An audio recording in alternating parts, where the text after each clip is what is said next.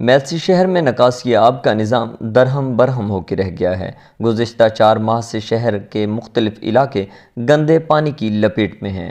گٹروں کا گندا پانی گھروں میں داخل ہو چکا ہے، جس کی وجہ سے بدبو اور تعفن سے شہری بیمار پڑنے لگے ہیں۔ انتظامیہ خاموش تماشائی بنی ہوئی ہے۔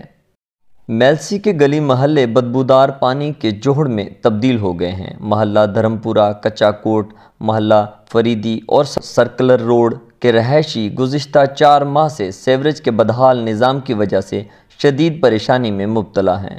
شہریوں کا کہنا ہے کہ اب تو میتیں بھی گندے پانی سے لے کر گزرنے پر مجبور ہیں۔ سیوریج کا گندا پانی گھروں میں داخل ہو چکا ہے۔ گلی محلوں میں سیوریج کے گندے پانی کی وجہ سے گھروں سے نکلنا محال ہو چکا ہے۔ گندے اور بدبودار پانی کی وجہ سے تعفن اور مچھروں کی بہتات ہے اور شہریوں میں مختلف وبائی امراض جنم لے رہی ہیں، جبکہ انتظامیہ نے تحریری شکایات کے باوجود آنکھیں بند کر رکھی ہیں۔ شہریوں نے حکام بالا سے نوٹس لے کر سیوریج کے بدحال نظام کو مستقل بنیادوں پر بہتر بنا کر عوامی مشکلات کو کم کرنے کا مطالبہ کیا ہے۔